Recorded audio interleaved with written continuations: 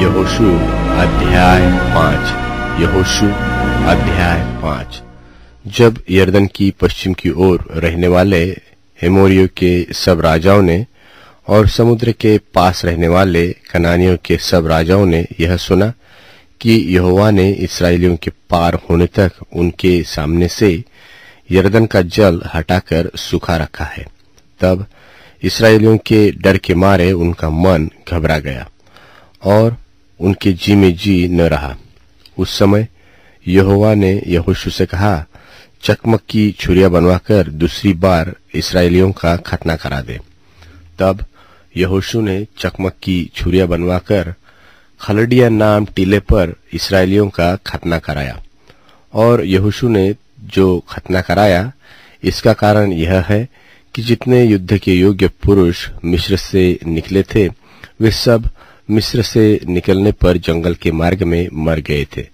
जो पुरुष मिस्र से निकले थे, उन सब का तो खतना हो चुका था, परंतु जितने उनके मिस्र से निकलने पर जंगल के मार्ग में उत्पन्न हुए, उनमें से किसी का भी खतना न हुआ था, क्योंकि इस्राएली तो 40 वर्ष तक जंगल में फिरते रहे, जब तक उस सारी जाति के लोग अर्थात जितने युद्ध के योग्य लोग मिस्र से निकले थे, वे नाश न हो गए, क्योंकि उन्होंने यहोवा की न मानी थी।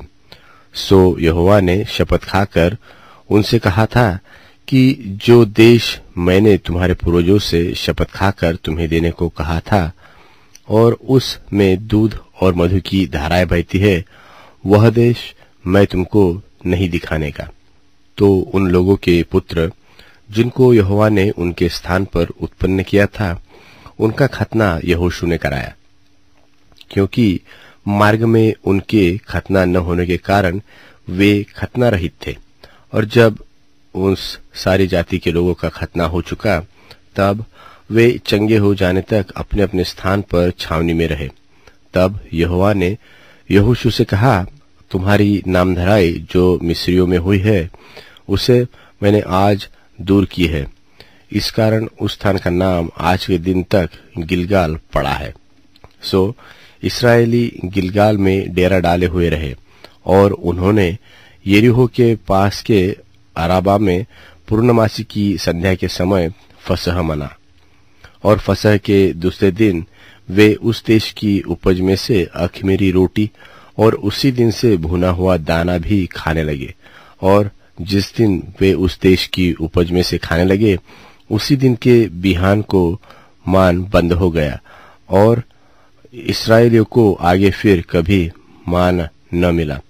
परंतु उस वर्ष उन्होंने कनान देश को जो उपज थी उसमें से खाई।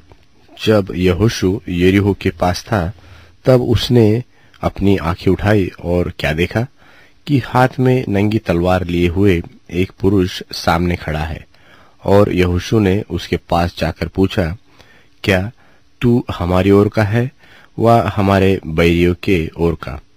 उसने उत्तर दिया कि नहीं, मैं यहोवा की सेना का प्रधान होकर अभी आया हूं।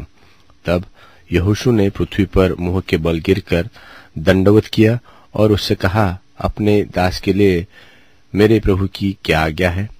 यहोवा की सेना के प्रधान ने यहोशू से कहा, अपनी जूती पांव से उतार डाल, क्योंकि जिस स्थान पर तू खड़ा है वह पवित्र है। तब यहोशू ने वैसा ही किया।